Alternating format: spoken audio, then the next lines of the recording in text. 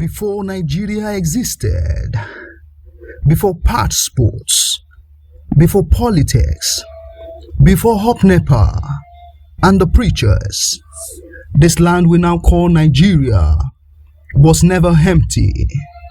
It was a world of kingdoms, worlds with their own laws, their own spiritual passports, their own military strategies, and their own very dynamic, dramatic palace politics.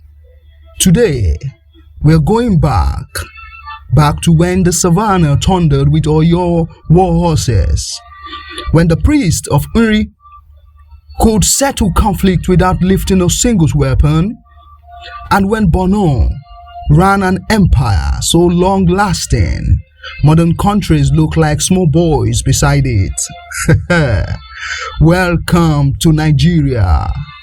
You are listening to Once Upon a Niger, the podcast where Nigerian history stop performing serious and finally start making sense. I am your host, Ife, your friendly neighborhood storyteller, here to serve you gist, spice, and receipt of the Nigeria they didn't teach you in school. Let's enter the story. We like to act as if Nigeria started in 1914, as if Lord Lugard pressed start and the light came on. Meanwhile, our ancestors had full-blown governments, advanced trade networks, and political systems that would shock modern senators. So today, we are exploring three kingdoms that prove Nigeria never is a blank page. It was a masterpiece nobody bothered to frame properly. Let's start with Oyo. Imagine the 1600s. The savannah is wide, golden, and full of dust. Then suddenly, thunder, not rain, war horses, hundreds of them. Sure you get on. The Oyo Empire had a full cavalry. Yes, I mean horses, trained for lightning speed warfare. While Europe still thought West Africa was forest and palm wine, Oyo was out here doing military choreography. But the real madness wasn't even the military. It was their political system. Meet the Alaafin, the king, and the Oyomesi, the kingmakers. Now, these Oyomesis were not playing with anybody. If a king misbehaved, they would simply present him with a calabash, a silent message that meant, your time has expired, sir. Kindly exit the throne. Imagine impeachment, but with home delivery. And the king had to accept it. No debates, no broadcasting to the nation, no fellow Nigerians. Oyo wasn't a random empire. It was a well-structured political machine with checks and balances so serious modern democracy could take a note. Now, let's shift the scene from the thunder of horses to the sacred calm of eastern Nigeria, the Uri Kingdom. This one is special.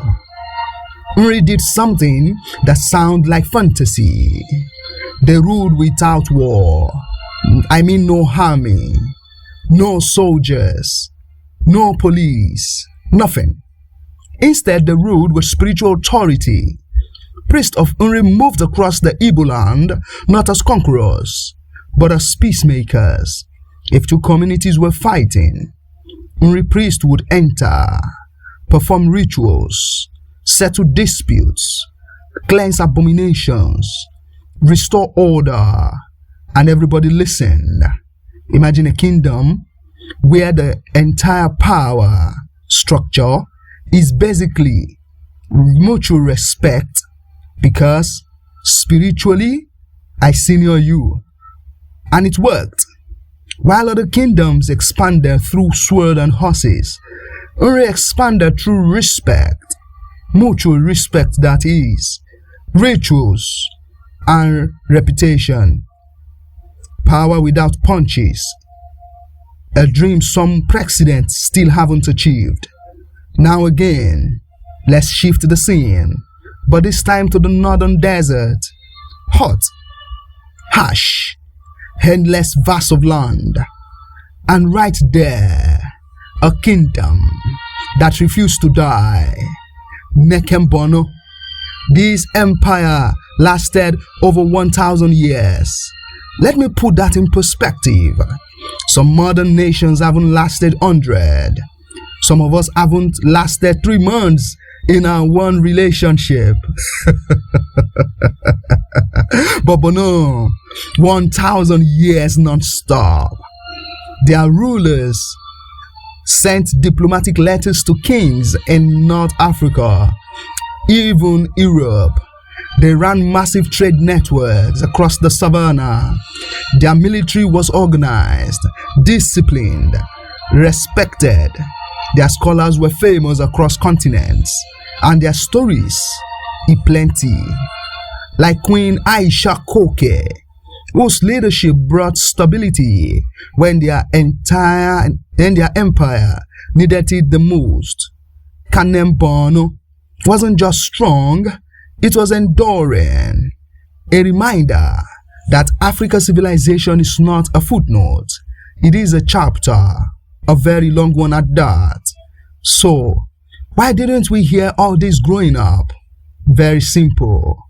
Colonial education wasn't designed to praise Africa's complexity. It was designed to produce workers, not thinkers. So, they skipped the big stories, the genius, the structure, and the brilliance.